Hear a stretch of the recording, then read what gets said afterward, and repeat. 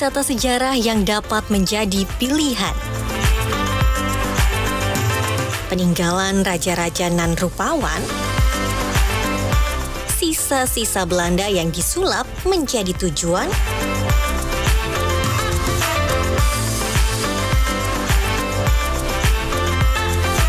hingga peradaban Islam Nusantara.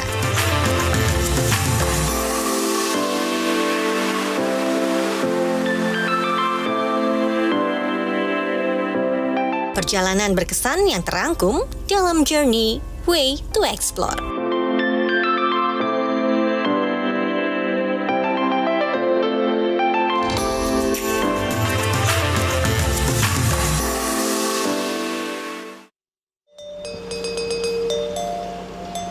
Selamat datang di Siak Riau.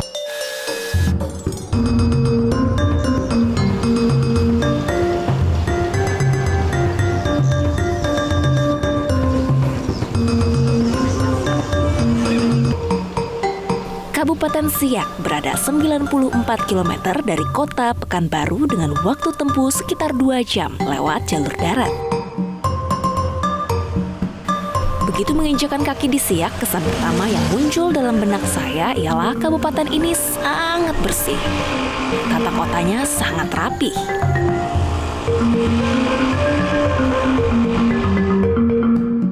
Saya sudah janjian dengan Dewi Puspita Lestari, warga lokal Siak. Dewi mengajak saya untuk menikmati wisata Sungai Siak menggunakan sampan. Cukup merogoh kocek Rp15.000 per orang, wisatawan dapat menikmati wisata Sungai Siak menggunakan sampan dengan dekorasi khas Melayu ini. Ada beberapa destinasi wisata menarik di tepi Sungai Siak, seperti Masjid Syahbudin dan Balai Kerapatan. Apa sih yang paling dibanggakan kalau jadi warga Siak? Saya sangat bangga tuh memiliki peninggalan sejarah seperti istana gitu. Nah, istana itu kan dulunya itu menyerahkan kekayaannya, harta kekayaannya sebanyak 13 juta golden untuk kemerdekaan RI. Itu yang membuat bangga sebagai warga Siak. Wow, nanti kita ke istananya ya.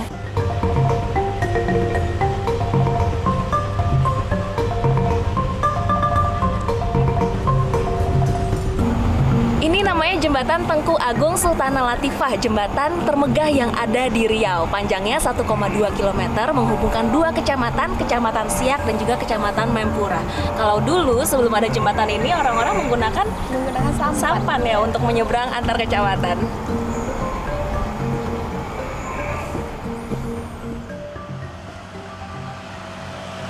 Usai naik sampan, Dewi mengajak saya mengeksplorasi kota Siak. Pas banget sekarang lagi ada pawai budaya dalam rangka menyambut hari jadi Kabupaten Siak yang ke-20. Pakaian Melayu ya? Nah, ini pakaian Melayu. Wow.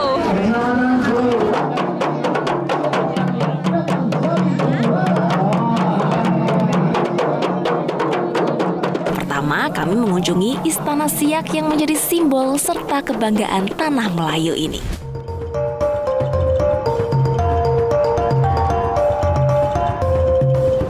Kerajaan Siak berdiri lebih 2 abad, yakni pada 1723 sampai dengan 1946. Sementara Istana Siak didirikan pada abad ke-19. Dulu Istana Siak merupakan kediaman Sultan. Kini wisatawan bisa masuk menikmati kemegahan Kerajaan Siak. Pak, ini megah sekali istananya. Model arsitekturnya tuh dari mana sih Pak sebenarnya? Dari 3 paduan arsitektur, ada Eropa, ada Kesultanan Turki, Arab, dan Melayu sendiri. Terdiri dari 2 lantai ya? Ya, terdiri dari 2 Fungsinya lantai. untuk yang lantai 1, lantai 2 apa Pak? Dahulu ini tempat kebesaran. Kebesaran bukan tempat pemerintahan, tapi untuk kebesaran Sultan untuk menerima tamu-tamu. Kemudian yang di atas, nanti ruang atas untuk tempat tinggal Sultan. Kerajaan Siak memang jarang terdengar, namun kerajaan Islam Melayu ini memiliki peran yang sangat besar dalam perjuangan kemerdekaan bangsa Indonesia. Bentuk pengorbanannya, Sultan Syarif Qasim II menyerahkan hartanya secara cuma-cuma ke Indonesia melalui Insinyur Soekarno sejumlah uang senilai 13 juta gulden untuk membangun Indonesia di masa kemerdekaan.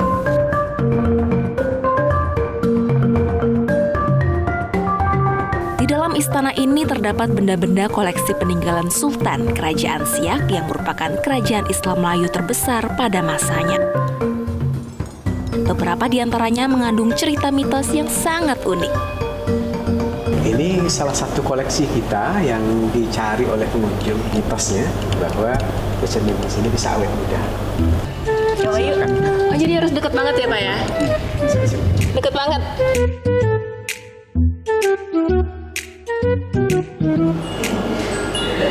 Nah, kalau ke Istana Siak ada sebuah benda yang tidak boleh dilewatkan. Alat musik kuno bernama komet. Alat musik berbentuk lemari ini dibawa dari Jerman pada 1896 oleh Sultan Siak ke-11. Alat musik gramofon ini sangat langka. Hanya ada 2 di dunia, satu di Jerman dan satu di Istana Siak ini. Koleksi piringan baja besar ini merupakan sumber musik komet yang menghasilkan instrumen musik klasik yang sangat merdu. Senang sekali berkunjung ke Istana Siak, bisa melihat kemegahan dan kejayaan Kerajaan Siak pada masanya dan melihat betapa Sultan Siak sangat berjasa bagi kemerdekaan bangsa Indonesia.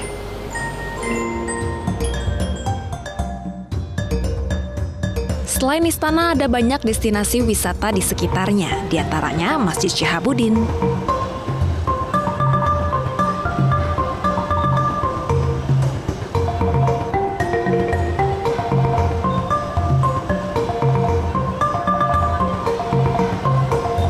Tak hanya beribadah, wisatawan juga dapat berziarah ke makam Sultan Syarif Qasim II beserta permaisurinya yang ada di pekarangan Masjid Syahabuddin.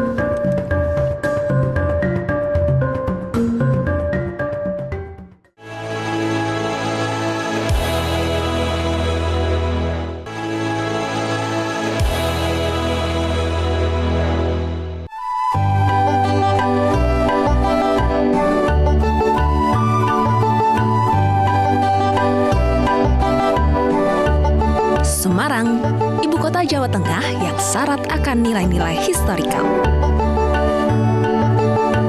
Berwisata ke Semarang ibarat masuk dalam lorong waktu.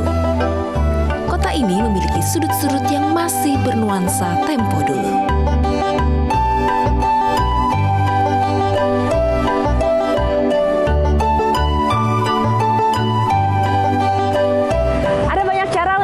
Semarang dari Jakarta bisa menggunakan pesawat. Kalau saya kali ini menggunakan kereta api. Waktu tempuhnya hanya membutuhkan 6 jam.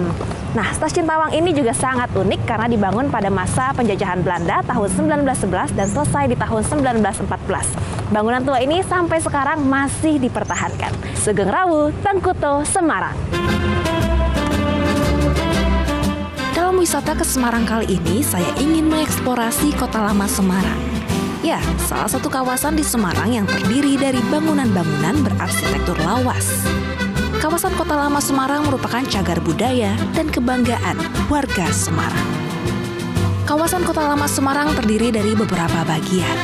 Nah, kali ini saya mengeksplorasi kawasan Kota Lama yang dibangun sejak zaman Belanda atau disebut sebagai Little Netherland atau Oudstad. Kawasan ini berdiri di atas lahan kurang lebih 40 hektar dan terdiri dari 257 bangunan. Untuk mengetahui lebih dalam tentang kawasan Kota Lama Semarang, saya sudah janjian dengan Mas Ari, pemerhati wisata Kota Lama Semarang. Kami janjian di Rumah Akar, bangunan yang tidak lagi digunakan sejak tahun 60-an. Mas Ari, ini saya mau eksplorasi Kota Lama Semarang. Bagus. Apa aja sih highlight-nya kalau turis datang ke sini? Biasa mereka menikmati apa? Oke, sebenarnya kami di sini itu punya jalur wisata, Mbak. Nah, ini jalur wisata kami. Kami punya cycling tour dan ini walking tour. Untuk walking kami punya jalur wisata bernama jalur gula. Jadi kami punya akses ke gedung-gedung yang di sini. Akses itu dalam arti kita bisa masuk ke dalamnya, bisa explore masuk ke dalam. Saya pun tidak lupa berfoto di Rumah Akar, salah satu spot fotogenik di kawasan Kota Lama Semarang. Nah, sebagai cagar budaya, tentunya wisatawan yang ingin berfoto diimbau untuk berhati-hati, mengingat kondisi bangunan di kawasan Kota Lama sudah berusia puluhan tahun.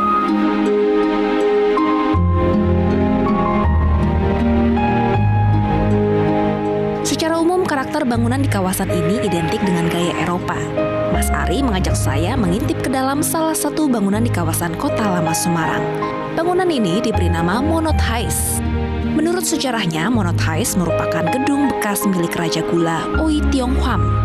Gedung ini sempat terbengkalai, namun kembali dihidupkan sejak tahun 2016. Suasana tempo dulu di bangunan ini masih amat terasa, didukung dengan interior dan perabotan jadul alias zaman dulu. Semua yang ada di sini masih original atau bagaimana? Kalau bentuk bangunannya masih original seperti tembok, tegel, tapi kalau seperti meja kursi dan pintu ini kami perbaiki sendiri. Dan gedung ini itu dulu dipakai kantor broker untuk menjual hasil bumi. Sekarang jadi tempat apa, Bang Ari? Ya sudah, untuk kegiatan komunitas saja. Jadi dari tahun 2016 sampai sekarang kami sudah punya hampir 600 kegiatan.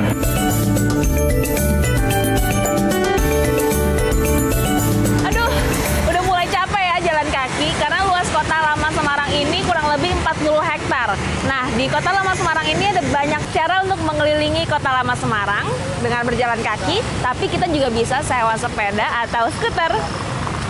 Sepeda atau skuter ya. Skuter aja deh. Caranya tinggal download aplikasi, lalu tinggal di scan barcode yang ada di sini. Let's go! Yuhu! Ini namanya mengelilingi daerah kolonial dengan gaya milenial.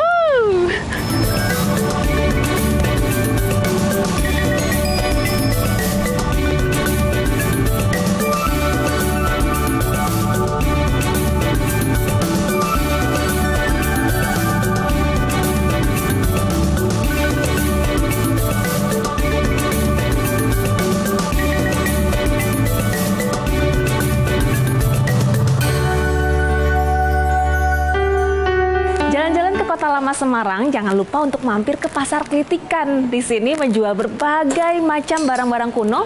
Mau cari apa? Ada mesin tik, TV, piring-piring antik, dan berbagai pajangan lainnya. Semuanya ada di sini.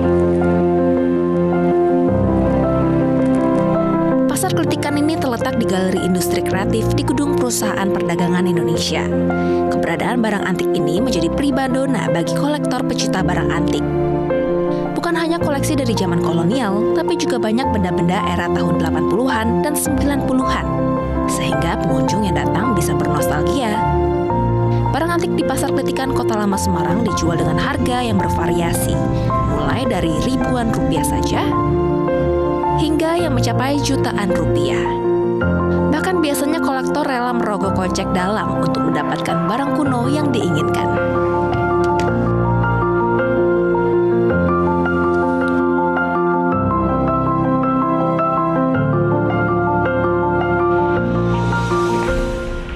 Ini barang-barang antik yang ada di sini banyak sekali. Dapat dari mana sih, Pak?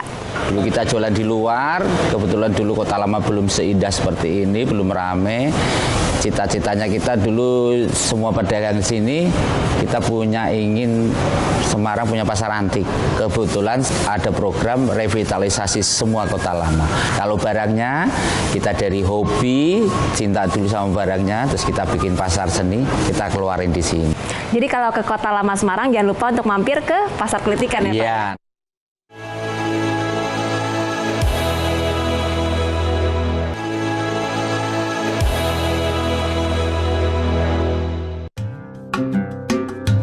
Jakarta, kota dengan segala kesibukannya, kota bersejarah dengan keanekaragaman etnis masyarakat yang ada di dalamnya. Beragam cerita religi dan budaya mengenai ibu kota ini akan menarik untuk diangkat. Terdapat sebuah pelabuhan bersejarah yang masih ada dengan nama Sunda Kelapa, yang tetap melekat sebagai pelabuhan dagang hingga sekarang. Sejak dahulu, pelabuhan ini memang tak pernah sepi dari lalu lintas keluar masuknya kapal dagang. Para pelaut dan pedagang senusantara hingga mancanegara setiap harinya berlabuh dan melakukan bongkar muat barang di sana. Kedatangan para ulama dan pedagang dari luar pada masa itu pasti berkaitan dengan sarana dan prasarana yang mereka tempuh melalui jalur laut.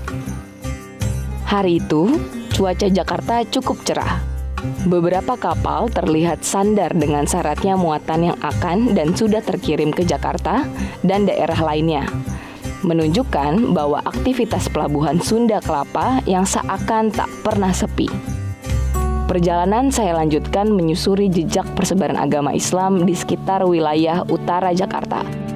Tak jauh dari pelabuhan, saya memilih singgah ke salah satu masjid yang berusia cukup tua, yaitu Masjid Al-Anwar di Angke, Tambora, Jakarta Barat.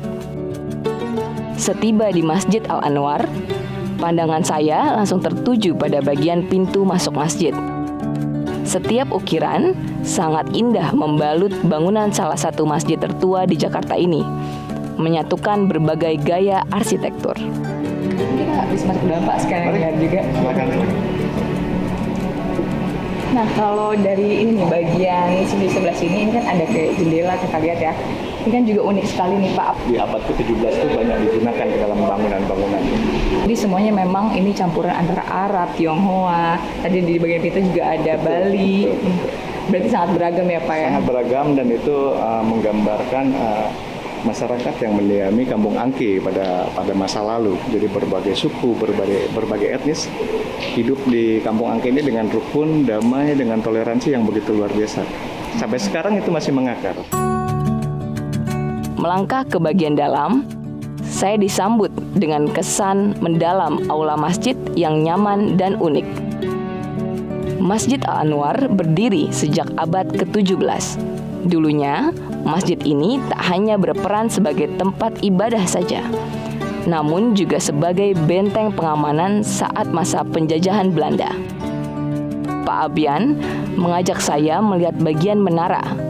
Meskipun tangga kayu lama yang saya pijak cukup tinggi, namun rasa penasaran saya terjawab saat berada di atas.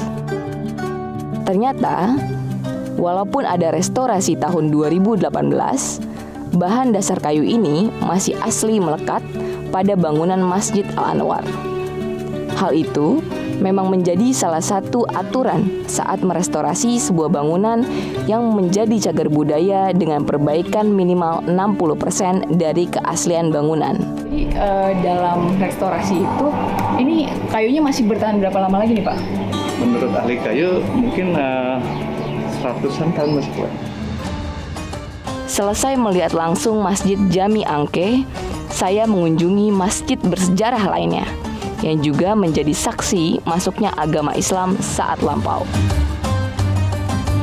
Hanya sekitar 6 menit berkendara, saya tiba di Masjid Jami An-Nawir, Pekojan, Tambora, Jakarta Barat. Saya bertemu Ustadz Kiki. Ia bercerita bagaimana sejarah masjid yang berdiri sejak abad ke-17 ini. Masjid An-Nawir yang menjadi simbol peradaban Arab di Jakarta didirikan oleh Sayyid Abdullah bin Hussein Al-Aidrus. Kiki merupakan generasi ke-6 dari warga asli Kampung Pekojan.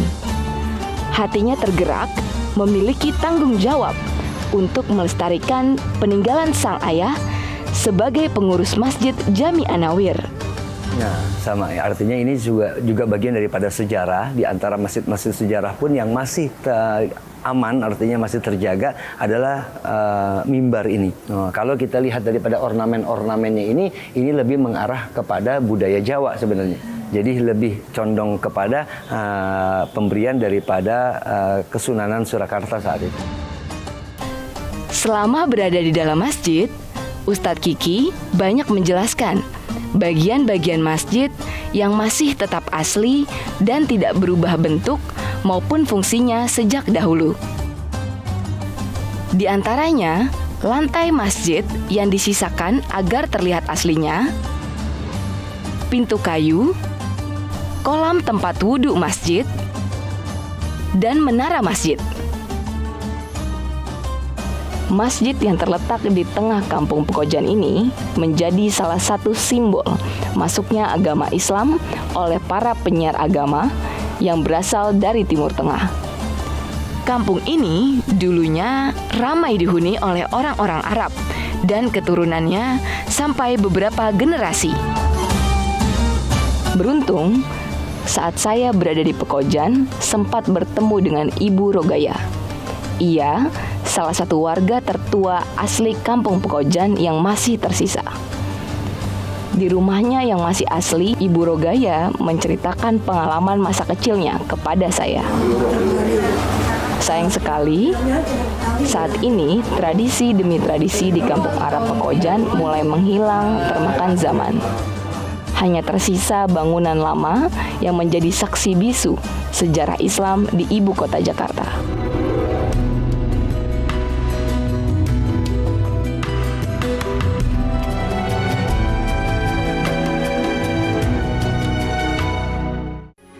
Metro TV.